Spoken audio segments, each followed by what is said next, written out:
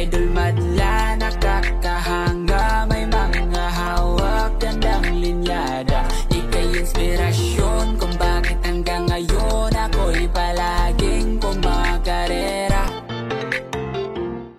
Ngayong araw mga kalapatids, may kukunin tayo na isang barako dito sa ating barako section mga kalapatids. Papadala natin today dyan sa may Gapan. Kung doon nagkakamalit yan kay Boss Mark Carillo. Kukunin natin siya. Saan ba yun?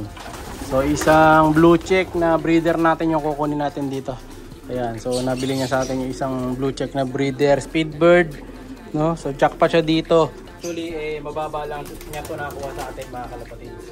Oh, nabigla niya ako eh. Yan, ito yun, ito. Yan yung naka TGRC natin. So ano na to one time pooling winner na to mga kalapatids. Kaya jackpot na siya dito. And then ano pa to, tag team winner. And then winner take all winner. Ayan, Boss Idol, ito na. Papadala na natin sa iyo today. Ito, blue check mo. Kala ko nakabukas yung kulungan ko mga kalapatids. Baka ako makatakas eh. So ayan, may mili din ako ngayon ng mga pagpaparisin ko. So kukunin ko possible dito yung itim. Ito. Kukunin natin possible today ito ngayon yung black. So paparis ko to dun sa pure white dito sa kabila possible. Kung di dun sa pure white, dun sa isa pang pure white dun sa likod pa. Sa off color din paparis ko dyan. Or pwede ko nang try dun sa isa na blue bar. Ayan, blue bar cross. Itim tayo ngayon. Titingnan ko kung makapagpalbas ako ng mga black. Nalahi nila Kobe. So, yung nanay kasi ni Kobe Jr. yung blue bar yun. So, yung papares. Pero today, kunin ko muna today yung isa. Ay, ngayon pala. Ito. Ayan, ito. Ayan natin yan. Medyo malikot siya. Ito, Boss Idol. Yung papadala ko sa iyo. Ayan, oh. Ayan, napakagandang ibon. So, lala nyo na kung sino yan. Hindi ko na sasabihin kung sino yan. Basta ano to, pag-pooling natin to dati, nilalaban natin to. Oh, Idol, ayan. So, pearl eye, kabila ang mata. Hindi naman ito talaga yung kukunin ni Boss Idol. Ang kukunin niya sana yung BGQ sa baba, sa labas. Ang problema, yung BGQ, minapansin ako para magkaiba yung kulay ng mata. So, sabi ko sa kanya, negative na ipadala yun. Ito, papalitan na lang natin. Ito yung papalit ko. Ayan, then bilang consideration, dahil mabait tayo ngayon, so papadala ko na sa kanya yung isang blue bar. So ayun yun, ayan ito. Yan, kukunin natin. No, sasama na natin, parang ano na sa kanya yun. Parang gift bird na. So Idol, nandito na yung pedigree niyan. Ayan, nandiyan na sa gitna. Idol, ikaw na bahala mag-breed dito. So ito, malaki ang tiwala ko dito. Matic Speedbird mga ilalabas na ito. Basta syempre, parisan mo lang din ng hen na mabilis. Pero depende ko. Try mo parisan ng mga long na may speed din. Ayan, para lalong bumilis. Ayan, tiwala ako sa line nito. Ayan, mata pa lang mga kalapatids. Alam nyo na.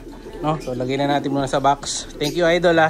Sa mga gustong kumuha, ayan, PM lang. Marami tayo available dito. Mga color, Speedbird. Meron din tayo mga Japan, Imbrek. Ayan, may mga pula. Ayan, kaya PM lang. Ayan, matsala, Idol. Ito dapat yung sinasabi ko sa inyo na kukunin niya dapat mga kalapatids. Ito yung Benito Goke natin na blue bar. Kaso nga yan, pero kung hindi nagustuhan sa ibon na to, kaya sabi ko hindi niya makuha, hindi ko na i-out to. Ayan, pero kung kukuha siya ng isa, ito ibibigay ko na sa kanya. Ayan, parang gift bird ko na sa kanya. Ayan o. So medyo pumutla yung kabilang mata. Ayan o. So sabi ko hindi pwede, syempre hindi naman natin i-out sa kanya pag negative sa kilatis ko. Pero ito all goods naman siya. Yan. Nasa Dubai kasi si Idol. No? So mag-meet lang kami mamaya nung pinsan niya kasi mamaya alis tayo. Pupunta tayo ng hospital. No? So alis na tayo ng alas 4, 5 PM. Mag-meet up kami. Ayan. Dali natin to today. So box na natin. So nandito na Idol yung isa sa kabila.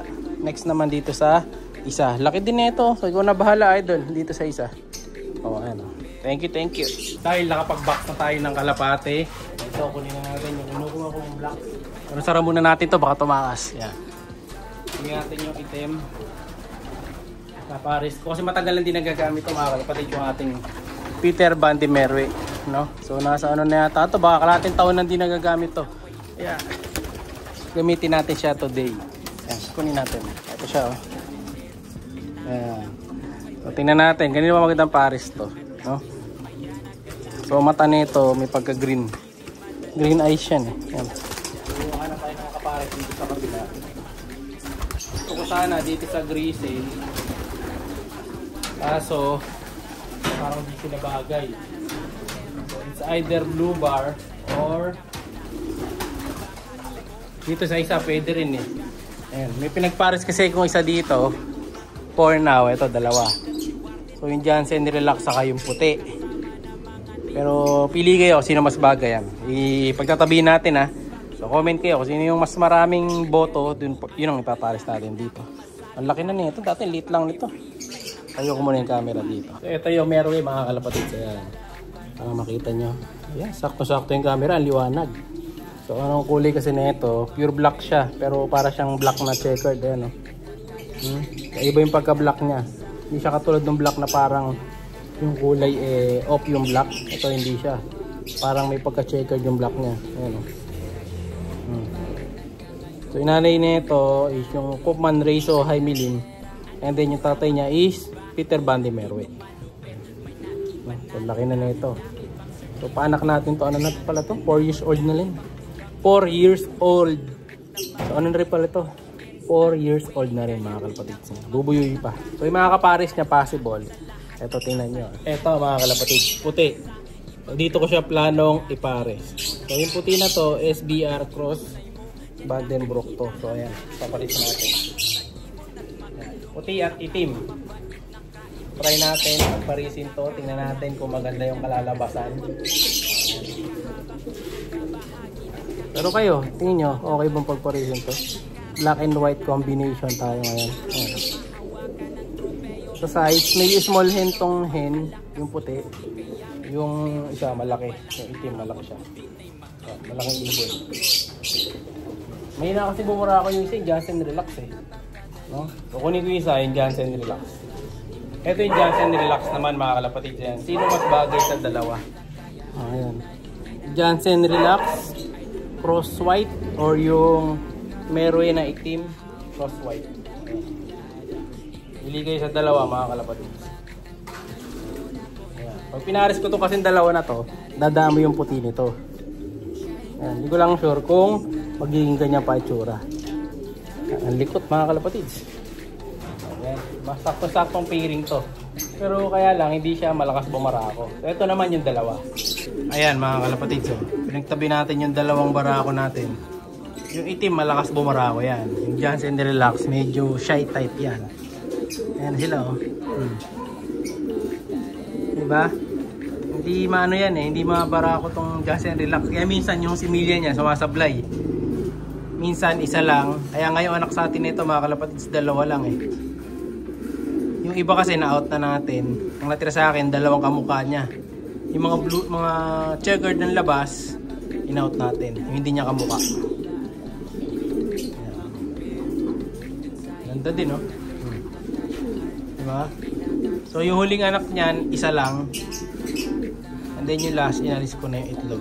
So, pwede natin pares dito yan. Or ito yung pares natin sa puti. Depende. Pili kayo. Kung sakali yung Jansen Relax naman na yan hindi nyo mapili. So kailangan mahanapan ko siya ng magandang hen naman na blue bar din. Available kung blue bar kasi dito ilan lang mga kalapatid. Ito Speedbird, hindi naman pwede yung isa na yun, yung blue bar dahil kakapares ko lang. Pati yung Japan hindi rin pwede yun, blue bar. Puro kasi ano sila eh, puro sila check dito mga kalapatid. Wala ako masyadong blue bar. Dati marami kong blue bar, ngayon dalawa na lang pala blue bar dito.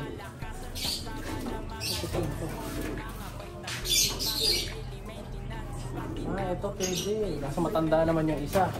Ito champion sing. Ang kailangan ng Jansen Relax batang blue bar. Try natin humanap ng ibang batang blue bar kung meron pa akong mahagilap dito sa lineup ko. No? Tingnan natin sino pwedeng pare sa kanya. Pero for the meantime, ito, pili kayo mga kalapatid ha. Sinong karapat dapat? Itim, Jansen Relax, o yung puti na merwe? Pili kayo mga kalapatids. Antabayanan ko yung mga comments nyo. Bye! Siya'y kalapatistang